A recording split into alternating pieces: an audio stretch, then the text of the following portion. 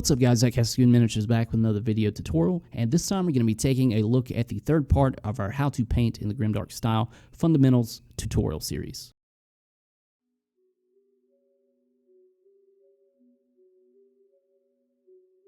Alrighty guys, so what we're going to be doing in this video is putting to practice what we learned in the first two videos. So just to reiterate, what we talked about in the first video was solvents and thinners, and in the second video we did a little bit of a demonstration on how to use inks, enamels, and the reductive technique. So we're just going to take a look at that technique over a regular model. So what we're going to be doing is seeing how cool we can make just the base color of this model's armor look with just a couple wash techniques. So the first thing we've done is come in with the Stynylrez Gray Primer, and then we follow that up with a simple base color of Nurgling Green from Citadel. Once the base color has dried, we then load our airbrush up with Streaking Grime from AK Interactive, and we apply just a couple thin coats over the model, and then we immediately go to our Q-tip and mineral spirits, and we start to gently dab the model with the Q-tip and mineral spirits and start to remove that enamel wash. So what's going to be happening here is the enamel wash is going to kind of stain that armor. It's going to kind of give it like that warm brown kind of dinge to it. And it's also going to kind of hang out in the crevices and things like that. If you come across an area that you can't really get to with the Q-tip, you can just simply use a small brush, just dampen with mineral spirits to kind of break up any kind of areas that have hard transitions from the base color to the streaking grime. Once the streaking grime is on there and you've removed it to your liking, what you're going to want to do after that is go ahead and blow dry that with a blow dryer. It takes just a couple minutes to get it completely dry. And then we're going to start coming in with those inks, and we're going to start adding a bit of color variation to the model. So what I'm using for this is the Grimdark Crimson from Citadel, and as you can see, I'm holding the model back kind of at an angle, and I'm working from his right leg down at the bottom all the way up to his left shoulder pad. And we're kind of leaving like the tops of the details, leaving those clean, so we have kind of like a transition from that Nurgling Green into that Grimdark Crimson. And as you can see, it's also a little bit heavier down at the bottom, and it would also be heavier on the back of the model as well. So once we get that ink on there, we're going to do the very same thing that we did to the streaking grime. We're going to load up our Q-tip, this time with isopropyl alcohol at 99%, and we're going to start removing that Grimdark Crimson back off the model.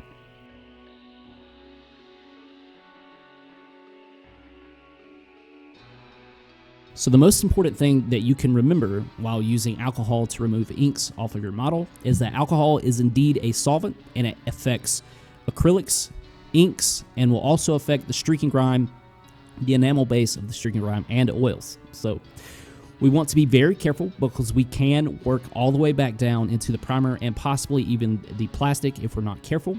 So what you want to do is make sure that you're just lightly dabbing the model with a heavily saturated Q-tip and letting the alcohol do the work. If you start scrubbing or pressing too hard, then you're going to run into issues of eating through your base layer of color. So just simply work through the model, removing the red ink, be very gentle, and we're just trying to create a lot of color variation and visual interest onto the model. After we've allowed that to dry, what we're going to do is come in with the Colia Green shade from Citadel, and we're going to introduce that color onto the model as well. Mixing cool and warm colors always creates a very nice effect, so I highly recommend doing that kind of thing when the opportunity arises. So we want an overall warm tone on our model, but this cool tone of the Colia Green shade is going to add just enough variation to make things look very nice and just draw attention to certain parts of the models. So the way they applied this is very similar to how I applied the Crimson. It's kind of worked from the right side of the model over to the left side, and then to remove that, the very same thing as we did last step, just load up a Q-tip with isopropyl alcohol 99%, and we're going to go through and start removing some of that blue back off of the model. Now we want to leave this coloration on there. Like I said, we don't want it as heavy as the warm tones that we use, but we do want just a hint of that cool tone in there. So when we're removing this, just try not to remove too much of it, and just remember to be very gentle. And what you're looking for here is visual interest onto your armor.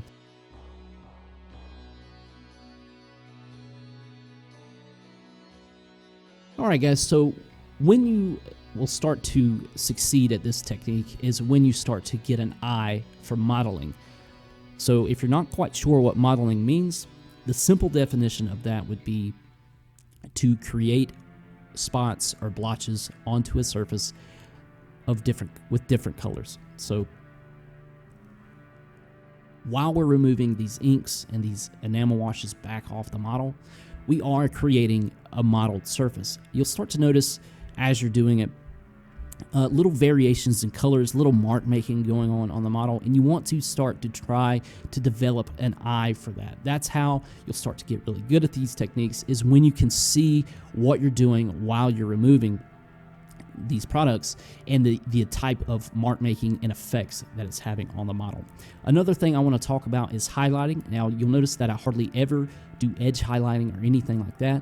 That's because we can use the solvent, the alcohol 99%, to work all the way back down into the base color. So once I do one pass of the inks and I remove them, get them the way that I want them to look, we can do one more pass and do that highlighting, just working back down to the base color.